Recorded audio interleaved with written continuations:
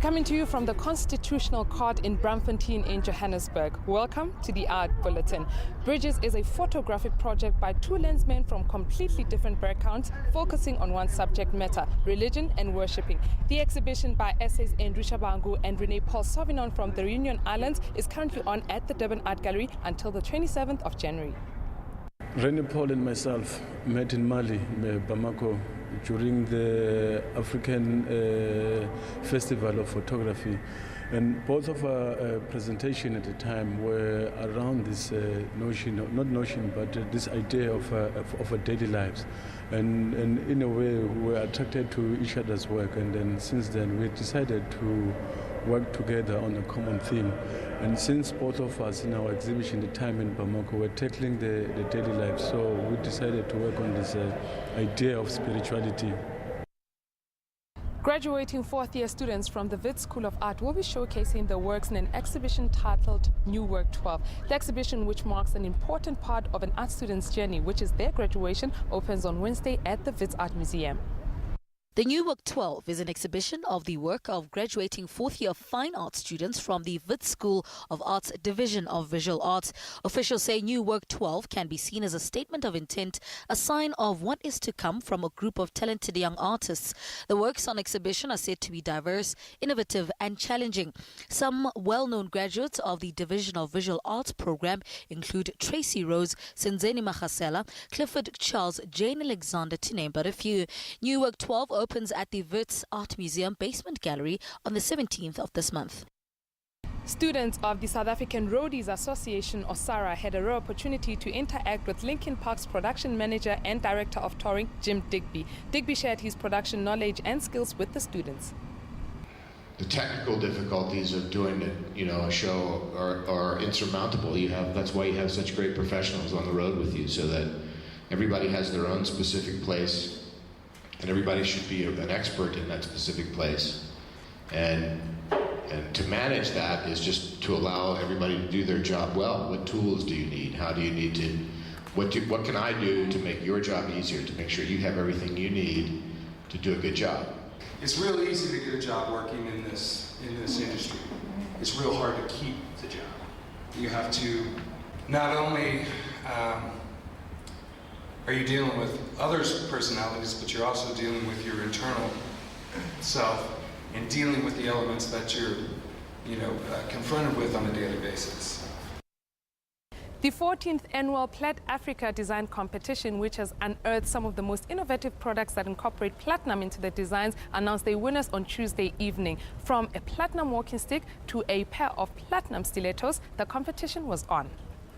A floral tri-pendant neckpiece designed for Charlize Theron, an incredible platinum-enhanced take on stilettos imagined for Oprah Winfrey, and a bold futuristic ring created for Tulisa Contastalvos, were the show-stopping winners unveiled at the event on Tuesday night. The competition, which is now in its 14th year, challenges practitioners from different design sectors to incorporate platinum into their products, and this year's theme was Red Carpet Platinum. In the student category, first place went to apprentice Joseph Makafola of Neiman Jewelers for his walking stick designed for mining magnate Patrice Motsepe. These and other competing and winning pieces can be seen in the yearly women's magazine supplement Shine, which focuses on jewelry. Bula, a journey through Southern Africans' rich culture, is a dance production choreographed by Tshwane Dance Theatre Sponakaliso Ndaba. An original concept by Esther Nasser, the production focuses on the legend of the Rainmaker. If you know contemporary and you know Zulu dance or African dance, I've trained contemporary. It's a straightforward contemporary.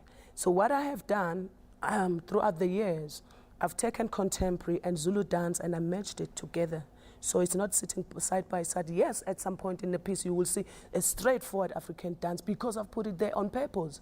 But my language, if you know contemporary, you will see it's something that looks a bit like, because it's new. I'm busy creating a new technique.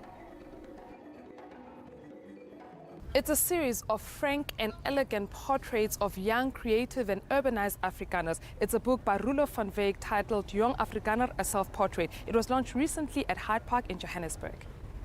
Young Afrikaner, a self-portrait, tackles the subject of new Afrikaners who have come of age in a South Africa very different to that of their forefathers. They're connected to each other through friendship, marriage, shared values, preferences, tastes, rather than through any supposed national identity. According to Van Wyk, he chose some of his subjects from amongst his own friends, family and colleagues.